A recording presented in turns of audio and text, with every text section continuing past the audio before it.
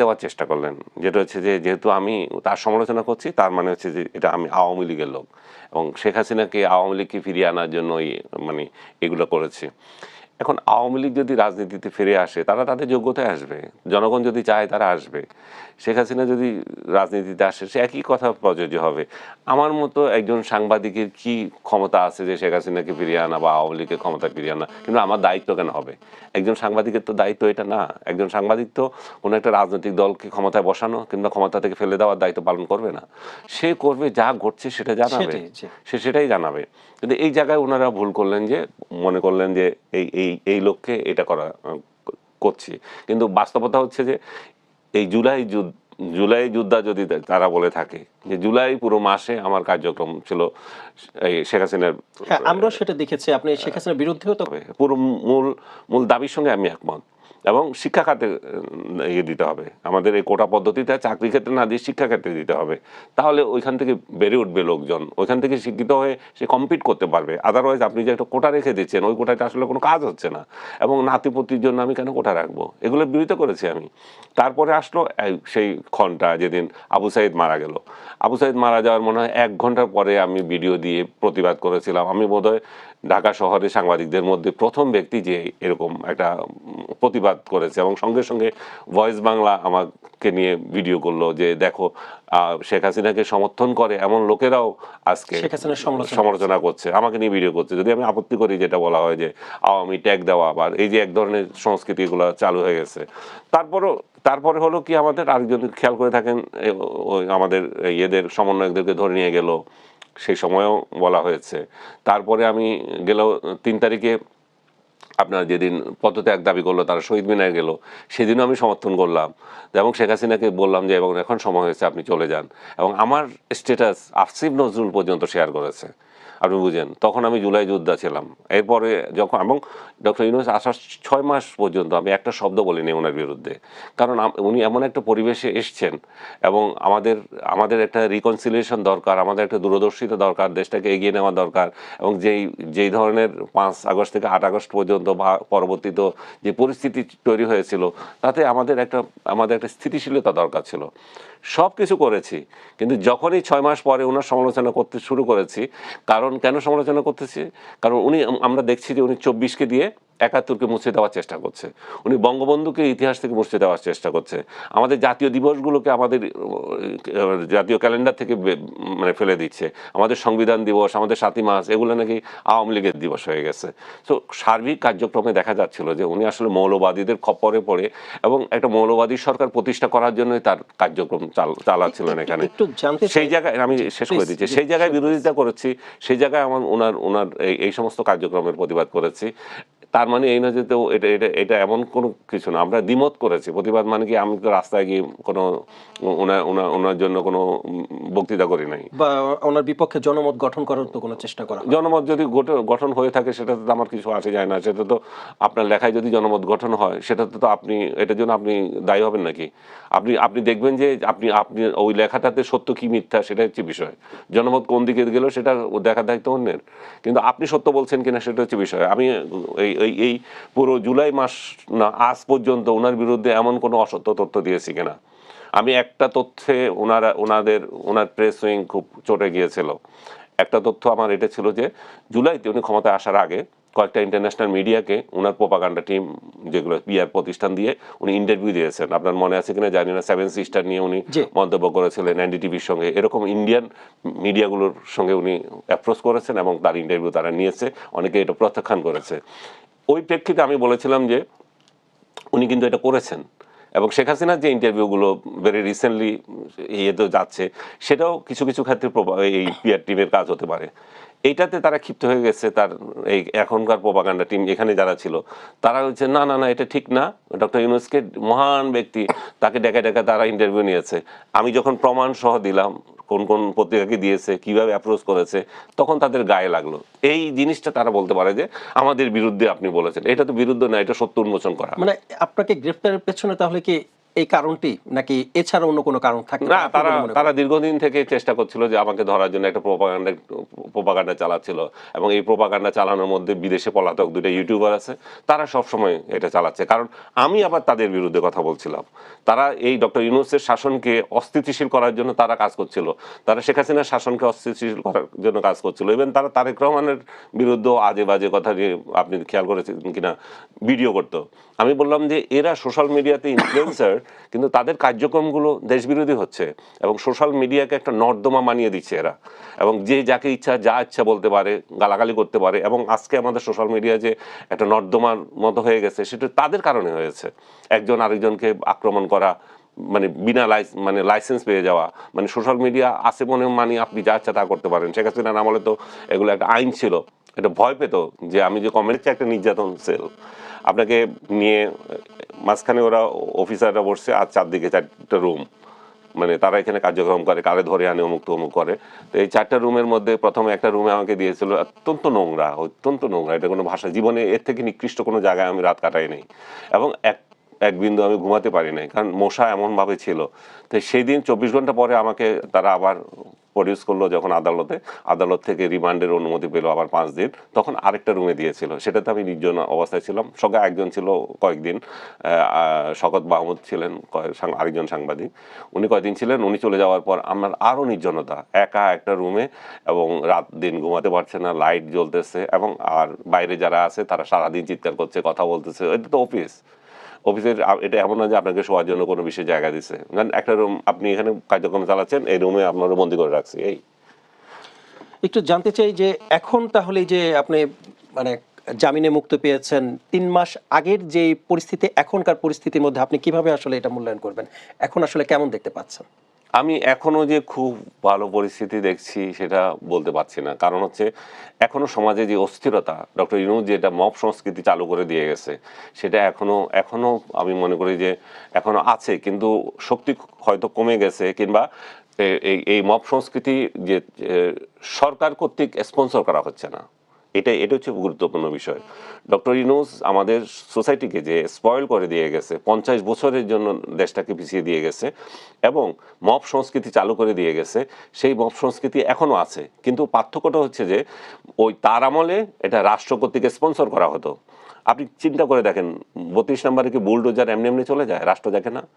এটা তো মানে রাষ্ট্রীয় যন্ত্র ছিল, হ্যাঁ, বুলডোজার তো এটা রাষ্ট্র কর্তৃক ছাড়া তো যেতে পারে না, এটা পাওয়ার কথা ছিল না, এবং ঘোষণা দিয়ে বুলডোজার নিয়ে যাচ্ছে, রাষ্ট্র জানে না। সো যেটা আমি বলতে চাচ্ছি যে ডক্টর ইউনূস যে মব সংস্কৃতি চালু করে দিয়ে গেছেন, সেটা এখনো বহাল, কিন্তু পার্থক্য হচ্ছে আগে সরকার এটা স্পন্সর করতো, বর্তমান সরকার সেটা প্রিভেন্ট করার কথা বলছে। আমি আমাদের স্বরাষ্ট্রমন্ত্রীকে সালাউদ্দিন সাহেবকে আমি ধন্যবাদ দিতে চাই। উনি প্রথম ওনার বক্তব্য ছিল যে মব, এখন তাহলে রাষ্ট্র সক্রিয় আছে, সক্রিয় এমন আছে মনে হচ্ছে আপনার? আমার মনে হচ্ছে যে সক্রিয় আছে, কিন্তু সদিচ্ছা আছে। কিন্তু একটা সংস্কৃতি যখন দীর্ঘদিন চালু থাকে, তখন সেটা মাথা থেকে সরতে তো সময় লাগে। সরকার যখন ওই বার্তাটা দিয়ে দেবে যে এনাফ ইজ এনাফ, এবং এটা জিরো টলারেন্স, এবং এগুলো যদি শুধুমাত্র কথার কথা হয় তাহলে হবে না, এগুলো যদি বাস্তবায়নে দেখে তখন এটা ঠান্ডা হয়ে যাবে। মবের বিরুদ্ধে আসলে সরকার শক্ত অবস্থান ছাড়া মব আসলে বিদায় করা সম্ভব নয়। একটু জানতে চাই যে ফেক মামলায় আপনাকে গ্রেফতার করা হলো, এবং সে মামলায় তৎকালীন সরকার থেকে আপনাকে জামিনের কোনো চেষ্টাই করা হয়নি, জামিন দেওয়ার বিষয়ে। সরকার কেন চেষ্টা করবে?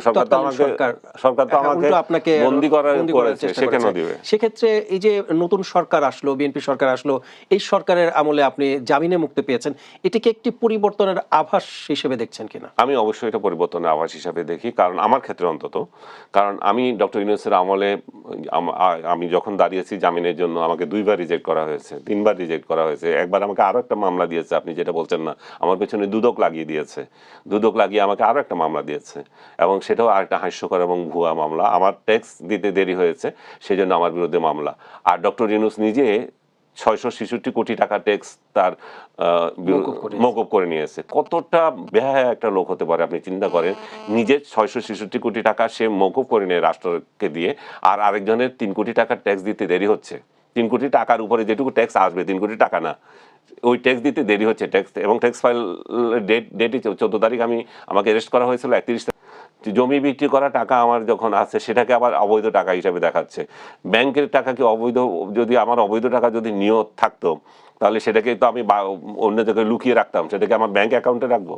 তো যাই হোক, ইউনূস একটা হাস্যকর পরিস্থিতি আমার বিরুদ্ধে হয়রানি মামলা একটা তৈরি করেছে, এই জন্যই যে তাকে সবাই মানে নিন্দা করছিল দেশে বিদেশে যে আমার বিরুদ্ধে একটা হয়রানিমূলক মামলা দিয়েছে, মিথ্যা মামলা দিয়েছে যে সন্ত্রাস বিরোধী আইনে। মানে এবং আপনাকে গ্রেফতার করার প্রয়োজন, এই কারণে একটি ইস্যু তৈরি করা হয়েছে বিষয়টা এরকম? না, আমাকে গ্রেপ্তার করেছে একটা ভুয়া মামলা দিয়ে, কিন্তু যখন এটা নিন্দা হচ্ছে তখন আমাকে ডিফেম করা, আমার বদনাম করার জন্য আমার বিরুদ্ধে একটা দুদক দিয়ে হয়রানি মামলা করে দেওয়া।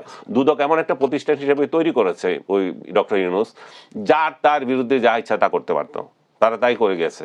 তাদের আগের যে কর্মকর্তারা ছিলেন, এখন তারা এই সরকার নতুন করে বা চেঞ্জ করার চিন্তা করছে, এখন যদি সুবিচার মানুষ পায় আর কি। যে আপনি জামিনে মুক্ত পাবার আগে ত্রয়োদশ জাতীয় সংসদ নির্বাচন শেষ হয়েছে, এরই মধ্যে 1 মাস অতিক্রম করেছে নতুন সরকার। এই নতুন সরকারের 1 মাসকে আপনি কিভাবে মূল্যায়ন করবেন? আমি খুব অ্যাপ্রিসিয়েট করব, তারা যেভাবে আগাচ্ছে সেটা সূচনা হিসাবে খুবই ভালো।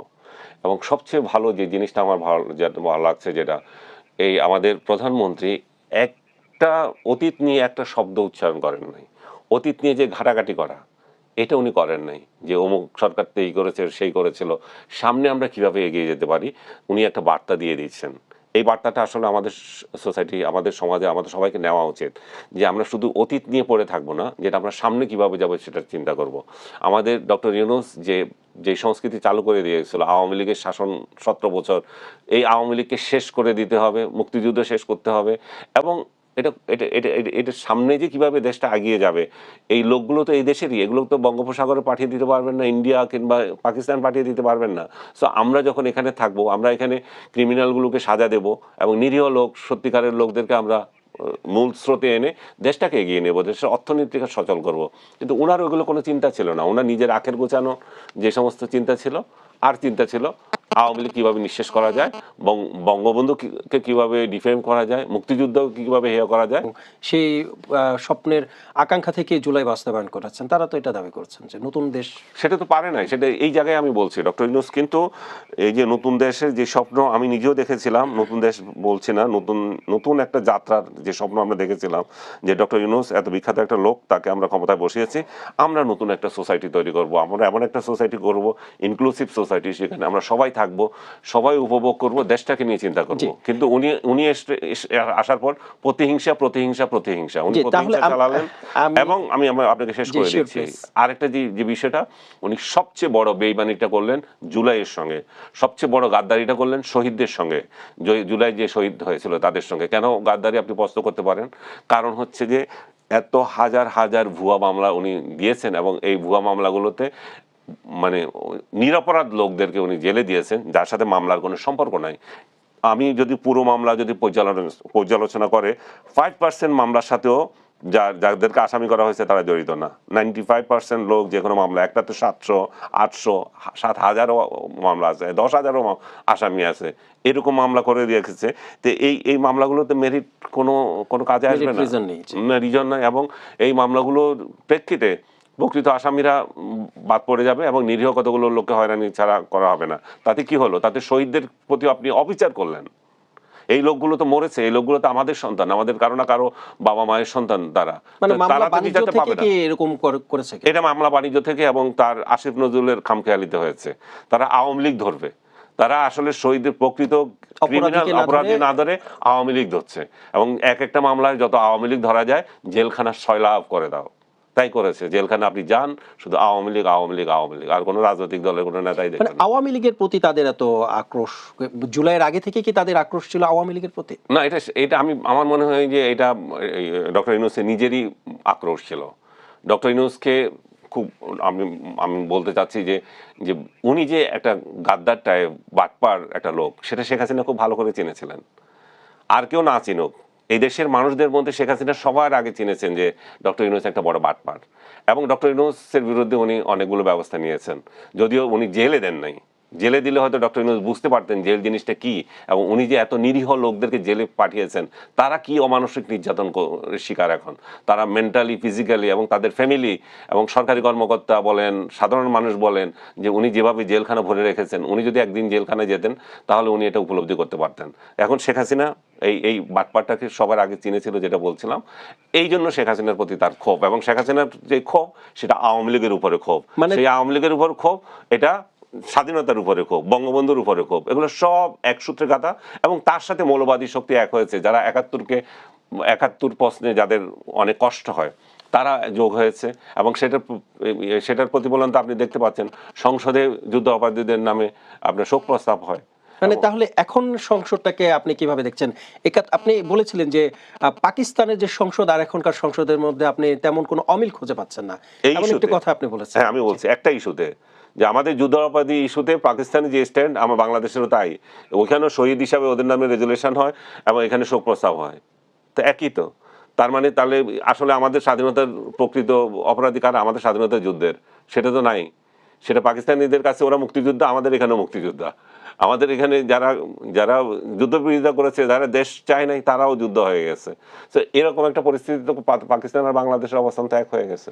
আচ্ছা, ডক্টর আনিস আলমগীর, আমি আপনার কাছে আরেকটি প্রশ্ন রাখতে চাই, সেটি হচ্ছে আপনি তো বিএনপি সরকারের ১ মাসের মূল্যায়ন করলেন, যদি গত ১.৫ বছরের অন্তর্বর্তী সরকারের সময়টা মূল্যায়ন করতে বলি, তাহলে কিভাবে মূল্যায়ন করবেন? এটা একটা ডাস্টবিনের মধ্যে ছিলাম আমরা, পুরো দেশটাকে একটা ডাস্টবিনের মধ্যে ফেলে দেওয়া হয়েছিল, পুরো দেশের মানুষগুলো কোনো ভবিষ্যৎ ছিল না, আমরা একটা অন্ধকার জগতের মধ্যে প্রবেশ করেছিলাম, আমরা পিছু হটছিলাম, পিছনে যাচ্ছিলাম, আমরা সামনের দিকে যাচ্ছিলাম না, অন্ধকারময় একটা ভবিষ্যৎ আমরা আমাদের প্রজন্মের, আমাদের পরবর্তী প্রজন্মের জন্য রেখে যাচ্ছিলাম। ডক্টর ইউনূস তাই করেছে, উনি নিজের আখের গোছানো ছাড়া দেশ নিয়ে কোনো চিন্তা করেন নাই। কিন্তু আমরা তো অনেক আশা আকাঙ্ক্ষা নিয়ে তাকে নিয়ে এসেছিলাম। অবশ্যই আমরা অনেক আশা আকাঙ্ক্ষার সাথে তিনি বেইমানি করেছেন কিনা? সম্পূর্ণ বেইমানি করেছে। আমার এত ভালো লাগছিল যে